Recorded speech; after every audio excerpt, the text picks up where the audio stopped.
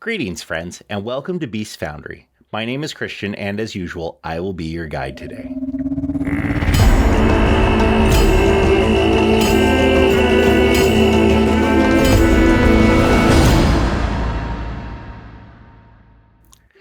Guys, I am very excited.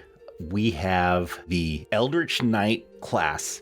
This is the first class that we have completed here at Beast Foundry. We have done a few months of playtesting in the Roll for Intent Discord, and I am at a point now that I feel I can open this up to public playtesting.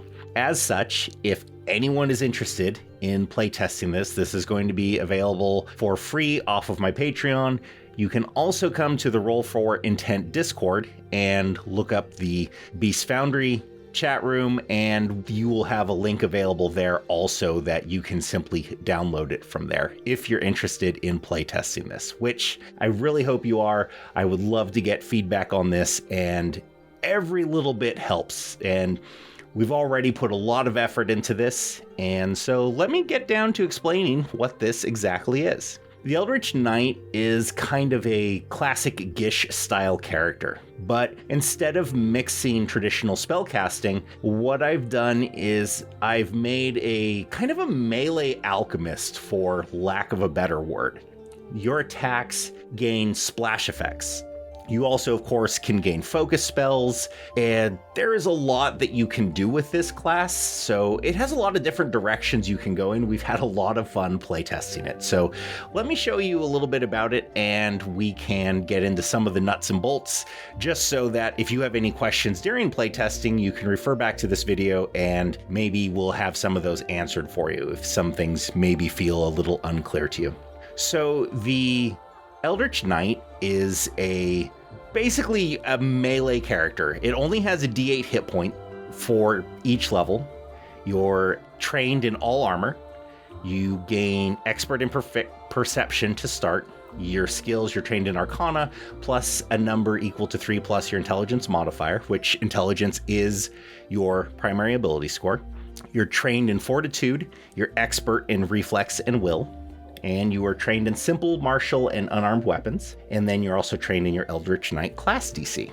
The main things you gain at first level are the Focus Cantrip Barrier. What Barrier does is you target one creature within 30 feet of you. It's a single action casting, so verbal. It does not provoke attacks of opportunity. And what it does is it puts this little shell around whoever it is you target that absorbs damage. So whenever they take any kind of damage, it absorbs 2 plus half their level. So at first level, it'll absorb 3 points of damage. And it lasts until the start of your next turn. And then we have the Eldritch Jaunt Focus Cantrip. Again, one action, verbal. You can teleport 15 feet. And it heightens up to 25 feet at 4th level and 8th level spells. So it does gain a little bit more range.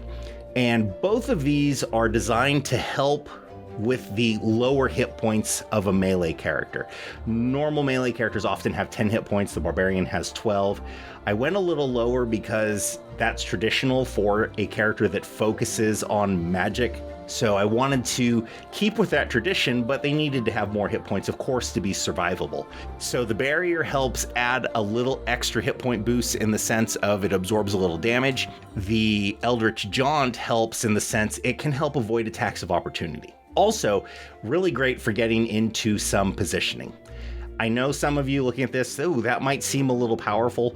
Right now, during our playtesting, which has gone on for several months, these have been redone numerous times, and I'm actually quite happy with how they are right now. I feel they're really at a good sweet spot, but of course, this is why we're opening this up to open playtesting for the entire community so that we can get feedback and hopefully correct any design issues that any people may have with this class. The primary focus of the class is the Eldritch Stance. You gain an Eldritch Stance for free at first level and then every 5 levels thereafter, so 6, 11, 16. Very similar to a Monk Stance, they kind of affect how the character operates, and we'll get a little more into the Eldritch stances individually when we get to the feats, but for now, Just know that when you enter your Eldritch stance, you will be using your intelligence modifier for your attack instead of your strength modifier. So if your strength is only +3 and your intelligence is +4, you're going to get that +4 to hit instead of the +3. So that's a key difference when you enter an Eldritch stance, is it now uses your intelligence modifier instead of your strength modifier to determine your hit.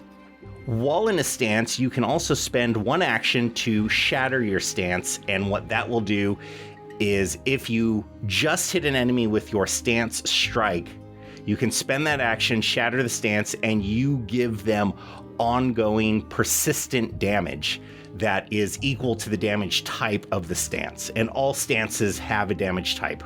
At first level, they all start as your traditional energy, fire, electric, so on and so forth. At higher levels, there's negative and force. So it's something that does progress, but initially it's the pretty quintessential classic fire, electric, cold, sonic, poison, and acid. And then you gain all of your standard class stuff. You have second, third level feats, general feats, nothing too out of the ordinary there. All your weapon specializations, I'm not going to waste time going over all of those. They're pretty self-explanatory when you read them. Getting into our first stance here, and I'm just really going to cover one to give you the nuts and bolts because they all operate in a very similar manner, but I just want to get this information from me to you, that way it's clear in how this is supposed to operate. So acid spray stance, it's one action like all stances.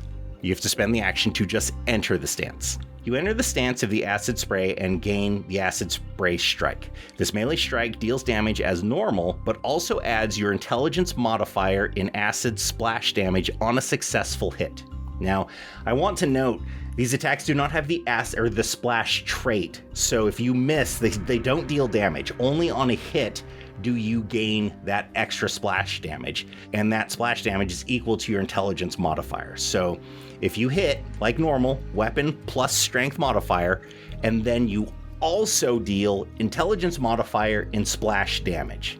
Now the splash for each one of these varies by the attack, and each one of them has two options. So each time you attack, you can choose one of these two options. So before you strike, you can choose if your splash is either a 15-foot cone or a 30-foot line, and this is the acid spray strike.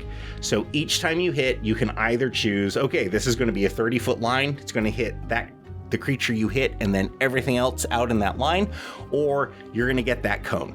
Totally up to you every time you attack, but you do have to choose. You cannot say, I'm not going to do it. You actually have to if you are in the stance. There is also a burst available, a standard 5-foot burst. Now, you are not immune to your splash damage. This is where the barrier comes in. If you have allies next to these characters, you could protect them with the barrier. You could cast barrier on them, then make your attack, and you're going to help mitigate or negate all of that damage. So they are a very strategic class. Likewise, if it's a burst, reach weapons are very popular with Eldritch Knights because you can create that one space between you and your target. So if it's a burst, it's not going to hit you. Or you can choose to surround yourself with the barrier and thusly mitigate some of that damage. So every stance strike also comes with a reaction. And while you're in the stance, you have access to this reaction. So for acid sprays, we're still going over. It's acidic wounds reaction. Trigger, you are hit by an attack that deals damage. You deal acid splash damage in a 5-foot burst equal to your intelligence modifier. So an enemy hits you, you spend the reaction, you are just going to deal your intelligence modifier in acid damage to every creature in a 5-foot burst centered on you. Now, that does not include you because the burst is just centered on you, it's going out from you, so you are okay from that. So our first level stances are Acid Spray stance, Frostwave stance, Lightning Storm stance, Poison Vapor stance, Raging Fire stance, and Thunderstruck stance. So these are all of our first level feats, and that way, if you're playing a human, you have the option, you can pick up an extra stance.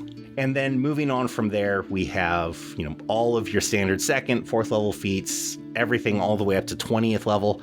As I said, we've done a bit of testing on this class already and have made a lot of changes. So I would really love for people to try this class out. So if you're interested, please come by the Roll for Intent Discord and look for the Beast Foundry channel there.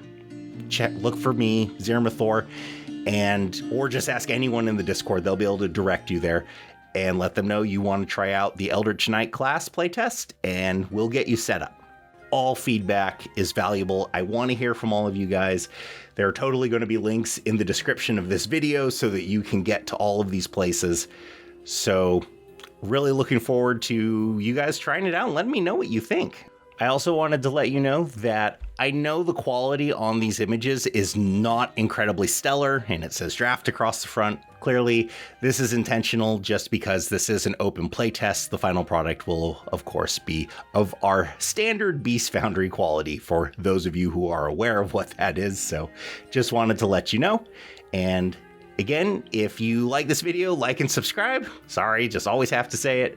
And also, and as always, game well, my friends.